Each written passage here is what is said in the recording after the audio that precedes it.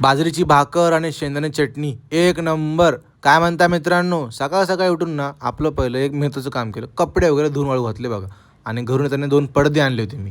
त्यासाठी आधी 2 हुक लावले वर आणि घरून मावशीकडून एक तारे आणली होती आणि घरचे 2 पडदे आणले. घरचे म्हणजे खिडकीचेच उचलले घ्यायच्या. 2 पडदे आणले होते, त्यांना व्यवस्थित अटॅच वगैरे केलं एकत्र, म्हणजे सेपरेट दिसू नये, आणि हँग केलं. आणि काय दिसतोय आपला एस्थेटिक लुक रूम बघा रूमचा.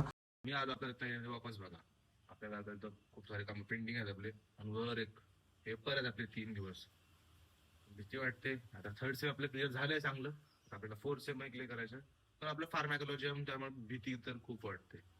बघा तुम्हाला काय असते तर वगैरे नोट्स वगैरे टिप्स असतील मला सांगा, फार्मॅकोलॉजी अभ्यास कसा करायचा आपण, बेटर होईल. इकडे रूमच्या बाहेर काम चालू होतं बघा, आणि तितक्यात मनोज आला होता. मनोजने घरून बघा भाकर आणि चटणी आणली होती. खाऊन डबल घरची आठवण आली बघा. आणि इकडे आपली हळूहळू सगळी मंडळी जमा झाली.